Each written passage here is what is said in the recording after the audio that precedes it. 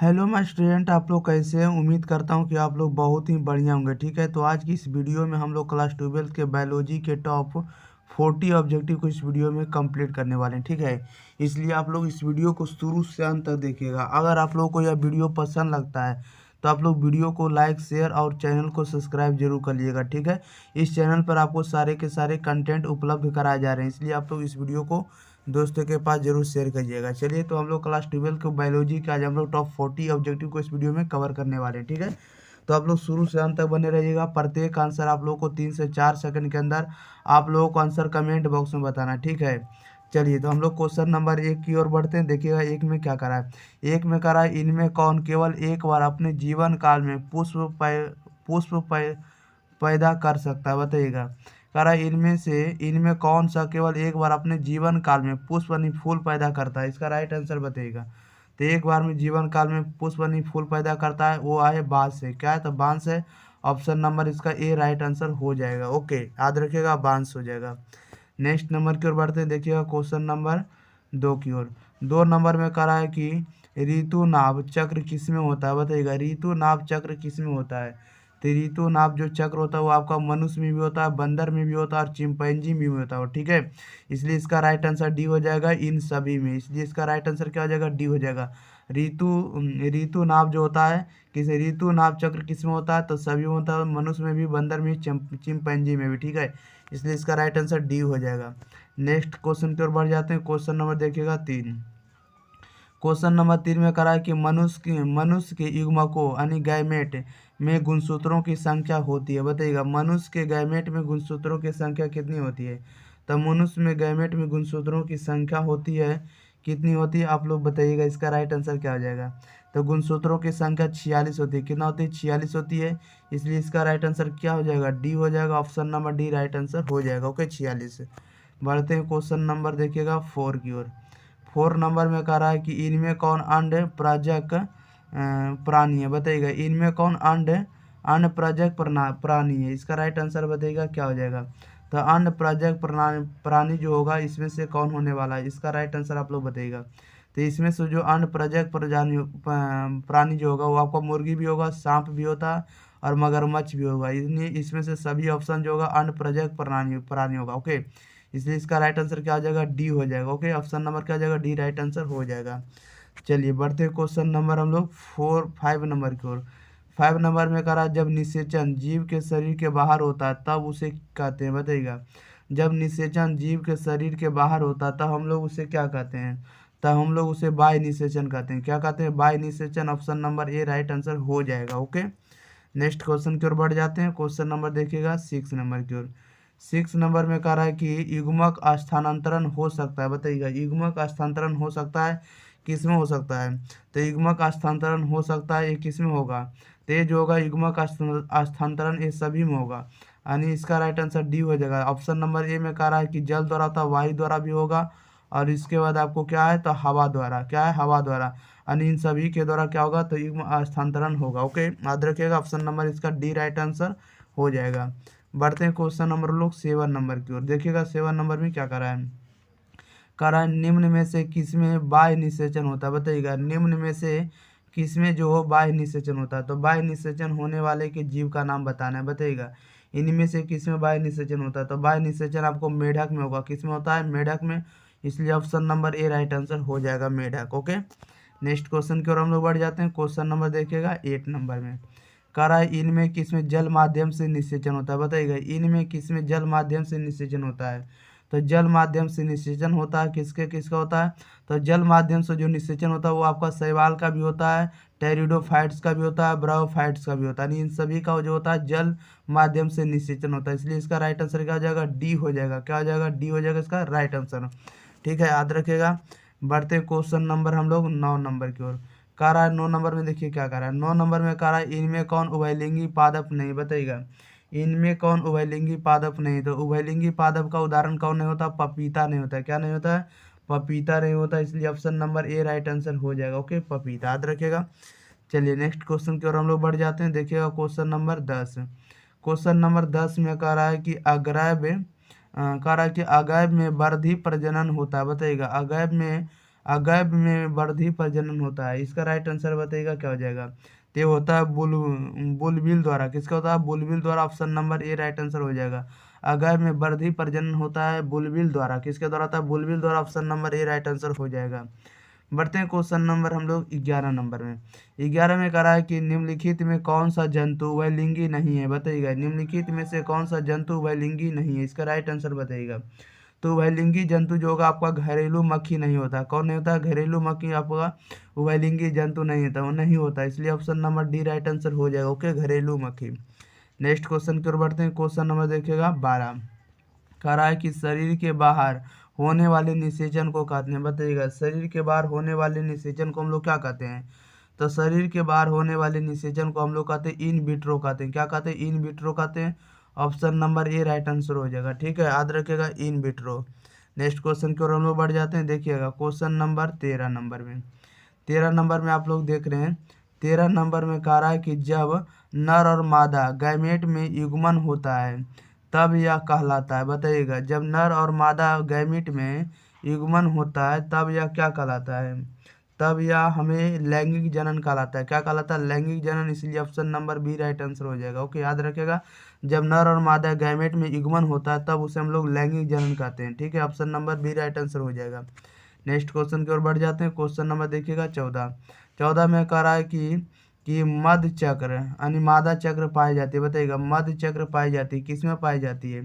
तो मध चक्र या मादा चक्र जो पाई जाती है ये आपको गाय में भी पाई जाती है, भेड़ में भी पाई जाती है, कुत्ता में भी पाई जाती है। ठीक है, इसलिए इसका राइट आंसर क्या हो जाएगा, डी हो जाएगा, इनमें से सभी में। ठीक है, याद रखिएगा option number D right answer हो जाएगा। ओके, नेक्स्ट क्वेश्चन की ओर बढ़ते हैं। क्वेश्चन नंबर 15 में।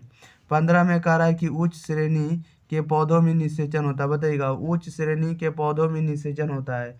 तो उच्च श्रेणी के पौधों में निषेचन होता है, ये होता है आंतरिक रूप से होता है, किसके द्वारा होता है, आंतरिक रूप से होता है, option number B right answer हो जाएगा। ओके, आंतरिक रूप से।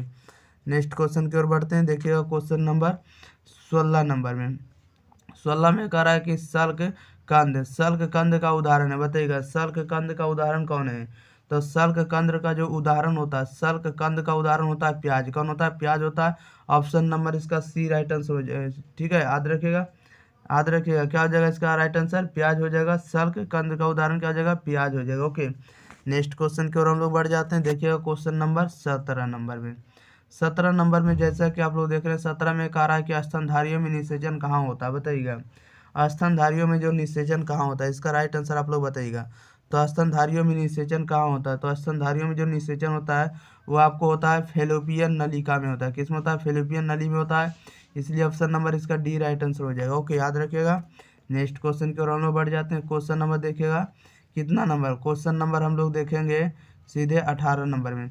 जैसा कि आप लोग 18 नंबर में देख रहे हैं, कह रहा है कि प्राकृतिक अनिषेक जनन पाया जाता है, बताइएगा प्राकृतिक अनिषेक जनन किस में पाया जाता है। तो प्राकृतिक अनिषेक जनन पाया जाता है आपको मधुमक्खी में पाया जाता है, किस में पाया जाता है, मधुमक्खी में, इसलिए ऑप्शन नंबर इसका बी राइट आंसर हो जाएगा। ओके, मधुमक्खी में।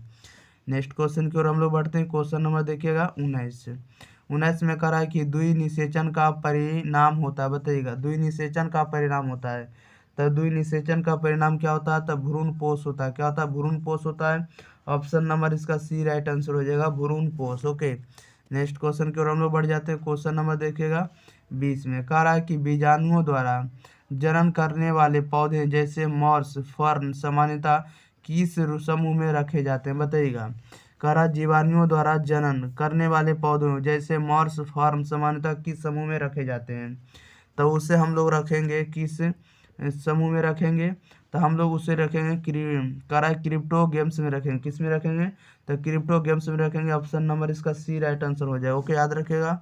नेक्स्ट क्वेश्चन की ओर हम लोग बढ़ जाते हैं। क्वेश्चन नंबर देखिएगा 21 में कह रहा है ए परिवर्तन जो लार्वा को वैक्स में परिवर्तित कर देते हैं कहलाते हैं, बताइएगा ये परिवर्तन जो लार्वा को वैक्स में परिवर्तित कर देते हैं उसे हम लोग क्या कहते हैं, तो उसे हम लोग कहेंगे कायांतरण कहेंगे, क्या कहेंगे, कायांतरण कहेंगे, ऑप्शन नंबर इसका सी राइट आंसर हो जाएगा। नेक्स्ट क्वेश्चन की ओर हम लोग बढ़ जाते हैं। क्वेश्चन नंबर देखिएगा 22 कह रहा है कि भ्रूणपोष में कितने क्रोमोजोम होते हैं, बताइएगा भ्रूणपोष में कितने क्रोमोजोम होते हैं, तब भ्रूणपोष में क्रोमोजोम की संख्या 3n के रूप में रहेंगी, ऑप्शन नंबर क्या आ जाएगा, सी राइट आंसर हो जाएगा। ओके, नेक्स्ट क्वेश्चन की ओर बढ़ जाते हैं। क्वेश्चन नंबर देखिएगा आप लोग 23 नंबर की ओर। 23 में करा जब संतति की उत्पत्ति एकल जनन द्वारा होती है तब यह क्या कहलाता है बताइएगा। इसका पीडीएफ आप लोगों को टेलीग्राम चैनल एग्जाम प्री पर आप लोगों को उपलब्ध करा दिया जाएगा, ठीक है, जिसका लिंक आप लोगों को डिस्क्रिप्शन मिल जाएगा। आप लोग वहां से जाकर डाउनलोड इस वीडियो को कर सकते हैं फ्री। ओके। 22 में करा जब संतति की उत्पत्ति एकल जनन द्वारा होती है या द्वारा होती है तब यह क्या कहलाती है। तब यह क्या कहलाती है, तब यह अलैंगिक जनन कहलाती है। क्या कहलाती है, अलैंगिक जनन कहलाएगी या जनक कहलाएगी। ओके, ऑप्शन नंबर क्या हो जाएगा, बी राइट आंसर हो जाएगा। नेक्स्ट क्वेश्चन की ओर हम लोग बढ़ जाते हैं। क्वेश्चन नंबर देखिएगा 24 नंबर में करा इनमें कौन नर युग्मक से संयोजन कर भ्रूण पोष बनाता है बताइएगा। इनमें से कौन नर युग्मक से संयोजन कर भ्रूण पोष बनाता है। तो भ्रूण पोष कौन सा बनाएगा, तो द्वितीयक केंद्रक बनाएगा। कौन बनाएगा, द्वितीयक केंद्रक। ऑप्शन नंबर इसका डी राइट आंसर हो जाएगा। इनमें से कौन नर युग्मक से संयोजन कर भ्रूण पोष बनाएगा, तो द्वितीयक केंद्रक। Okay, option number D right answer हो जाएगा। नेक्स्ट क्वेश्चन की ओर बढ़ते हैं। क्वेश्चन नंबर देखिएगा 25 नंबर में देखिएगा क्या करा है। 25 नंबर में करा स्तनधारी के शुक्राणुओं के मध्य भाग में क्या पाया जाता है बताइएगा। स्तनधारी के शुक्राणुओं के मध्य भाग में क्या पाया जाता है, तो मध्य भाग में आपको माइटोकॉन्ड्रिया पाया जाएगा। क्या पाया जाता है, तो माइटोकॉन्ड्रिया पाया जाता है। ऑप्शन नंबर इसका सी राइट आंसर हो जाएगा। ओके, नेक्स्ट क्वेश्चन की ओर हम लोग बढ़ जाते हैं। क्वेश्चन नंबर देखिएगा 26 में कह रहा है कि चमगादड़ द्वारा परागकण कहलाता है बताइएगा। चमगादड़ द्वारा परागकण क्या कहलाता है, तो चमगादड़ द्वारा परागकण जो कहलाता है आपको कह रहा है कि किरोप्लेटोफिली कहलाएगा। क्या कहलाएगा, किरेप्टोफिली कहलाएगा। ऑप्शन नंबर इसका सी राइट आंसर हो जाएगा, किरेप्टोरोफिली। ओके, याद रखिएगा। नेक्स्ट क्वेश्चन की ओर बढ़ते हैं। क्वेश्चन नंबर देखिएगा 27। कह रहा है कि जनक समान जीव प्राप्त हो सकता है बताइएगा। जनक समान जीव प्राप्त हो सकता है, कब प्राप्त हो सकता है, ये तब प्राप्त होगा जब आपको इसमें से विखंडन होगा। क्या होगा, विखंडन से होगा। ऑप्शन नंबर इसका डी राइट आंसर हो जाएगा, विखंडन से। ओके, नेक्स्ट क्वेश्चन की ओर बढ़ते हैं। क्वेश्चन नंबर देखिएगा आप लोगों के लिए पास है कितना, 28। कह रहा है कि द्विखंडन किसमें पाया जाता है बताइएगा। द्विखंडन किसमें पाया जाता है, तो द्विखंडन पाया जाता है अमीबा तथा पैरामीशियम दोनों में। किसमें पाया जाएगा, तो अमीबा तथा पैरामीशियम दोनों में आप लोगों को द्विखंडन पाया जाएगा। ओके, ऑप्शन नंबर इसका डी राइट आंसर हो जाएगा, अमीबा तथा पैरामीशियम दोनों में। ओके, नेक्स्ट क्वेश्चन की ओर बढ़ते हैं। क्वेश्चन नंबर देखिएगा 29। कह रहा 29 में कि मुकुलन द्वारा जनन किसमें होता है बताइएगा। मुकुलन द्वारा जनन किसमें होता है, तो मुकुलन द्वारा जनन होता है ईस्ट में। किसमें होगा, ईस्ट में होता है। Option number A right answer हो जाएगा। ओके, ईस्ट में। ओके, नेक्स्ट क्वेश्चन की ओर बढ़ जाते हैं हम लोग। Question number 30। कह रहा है ईस्ट में प्रजनन मुख्यतः किसके माध्यम से होता है बताइएगा। ईस्ट में प्रजनन मुख्यतः किसके माध्यम से होता है, तो मुकुलन के माध्यम से। Option number A right answer हो जाएगा, मुकुलन द्वारा। ओके, बढ़ते हैं क्वेश्चन नंबर हम लोग सीधे 31 नंबर में। देखिएगा 31 में क्या करा है।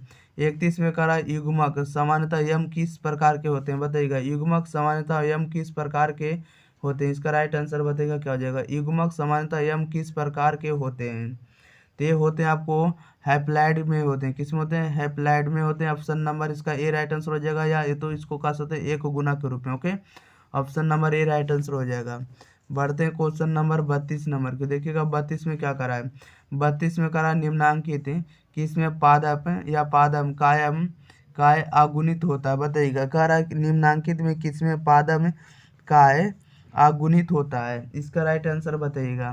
तो ये होता है आपको कवक में भी होगा, शैवाल में भी होगा, कवक में भी होगा, ब्रायोफाइटा में भी होगा। ओके, यानी ब्रायोफाइट्स में भी होगा, इसमें से सभी में होगा आपको पादप कायम अगुणित होता है। ओके, इसलिए इसका राइट आंसर डी हो जाएगा, इनमें से सभी में। नेक्स्ट क्वेश्चन की ओर बढ़ जाते हैं। क्वेश्चन नंबर देखिएगा 33 में कह रहा है कि अदरक में कायिक प्रवर्धन किसके द्वारा होता है बताइएगा। अदरक में कायिक प्रवर्धन किसके द्वारा होता है, तो यह अदरक में कायिक प्रवर्धन किसके द्वारा होता है, तो यह होता है राइजोम के कारण। किसके कारण, राइजोम के कारण। Option number A right answer हो जाएगा। नेक्स्ट क्वेश्चन की ओर हम लोग बढ़ जाते हैं। क्वेश्चन नंबर 34 कह रहा है कि कंद किसका रूपांतरण है बताइएगा। कंद किसका रूपांतरण है, तो कंद रूपांतरण है जड़ का। किसका, तो जड़ का। ऑप्शन नंबर इसका सी राइट आंसर हो जाएगा। ओके, ये जितना भी आपको बता रहे हैं प्यारे छात्रों, सारे के सारे आप लोगों के लिए भी आई है। ठीक है, ये सब ऑब्जेक्टिव को आप लोग देकर जाइए, सारे आप बना कर आइएगा। ओके, चलिए तो हम लोग नेक्स्ट क्वेश्चन की ओर बढ़ते हैं। क्वेश्चन नंबर 35 कह रहा है कि काजू निम्नांकित में से कैसा फल कहलाता है, बताइएगा काजू निम्नांकित में से कैसा फल कहलाता है। तो काजू जो फल कहलाता है ये आपको नट फल कहलाएगा। कैसा फल कहलाता है, नट फल। ऑप्शन नंबर इसका सी राइट आंसर हो जाएगा। ओके, नट फल। नेक्स्ट क्वेश्चन की ओर हम लोग बढ़ जाते हैं। क्वेश्चन नंबर 36 नंबर में कह रहा है कि नेम्यूल्स निर्माण किस में होता है, बताइएगा नेम्यूल्स निर्माण किस में होता है। तो यह निर्माण होता है आपको स्पंज में होगा। किस में होगा, स्पंज में। ऑप्शन नंबर इसका डी राइट आंसर हो जाएगा। ओके, नेक्स्ट क्वेश्चन की ओर हम लोग बढ़ते हैं। क्वेश्चन नंबर देखिएगा 37 कह रहा है इनमें कौन सा भाग अगुणित है, बताइएगा इनमें से कौन सा भाग अगुणित है। तो इनमें से कौन सा भाग अगुणित है, तो ऑप्शन नंबर इसका सी हो जाएगा, पराग हो जाएगा। क्या हो जाएगा, पराग हो जाएगा, याद रखिएगा। ओके, नेक्स्ट क्वेश्चन की ओर हम लोग बढ़ते हैं। क्वेश्चन नंबर देखिएगा 38 कह रहा है इनमें किसे बंगाल का आतंक कहा गया है, बताइएगा इनमें किसे बंगाल का आतंक कहा गया। तो बंगाल का आतंक किसे कहा गया है, तो जलकुंभी को कहा गया। किसे कहा गया, तो जलकुंभी को। ऑप्शन नंबर इसका बी राइट आंसर हो जाएगा। ओके, नेक्स्ट क्वेश्चन की ओर हम लोग बढ़ते हैं। क्वेश्चन नंबर देखिएगा 39 कह रहा है कि इनमें कौन ठहरे हुए पानी में उग कर ऑक्सीजन खींच लेता है, बताइएगा इनमें कौन ठहरे हुए पानी में उग कर ऑक्सीजन खींच लेता है। कौन खींच लेता है, तो ये आपको जलकुंभी खींच लेगा। ओके, ऑप्शन नंबर इसका ये राइट आंसर हो जाएगा। ओके, याद रखिएगा। चलिए अब हम लोग लास्ट क्वेश्चन 40 नंबर का आंसर आप लोग कमेंट बॉक्स में बताइएगा।